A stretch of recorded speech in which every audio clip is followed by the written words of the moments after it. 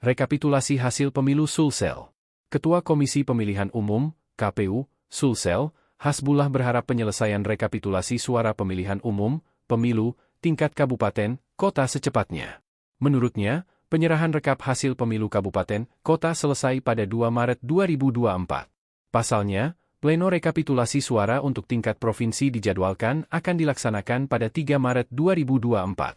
Harapan sampai 2 Maret 2024, karena kami di provinsi itu merencanakan rekap provinsi tanggal 3 Maret, kata Hasbullah di kantor KPU Sulsel, Rabu, 28 Februari 2024.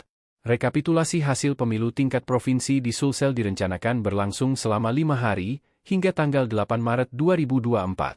Namun, jika ada beberapa daerah yang belum menyelesaikan rekapitulasi hingga tanggal 3 Maret, hal tersebut tidak akan menjadi masalah. Tidak masalah kalau masih ada daerah belum rampungkan hasil rekap. Kita dahulukan yang lebih awal selesai, ujarnya. Rencana pleno rekapitulasi ini dijadwalkan akan digelar di Hotel Claro, Jalan AP Petarani, Makassar. Sejauh ini Kabupaten Sidrap dan Kota Parepare telah menyerahkan hasil rekapitulasi pemilu ke KPU Sulsel. Sementara itu, 22 daerah lainnya masih menjalankan proses rekapitulasi hasil pemilu di tingkat kabupaten.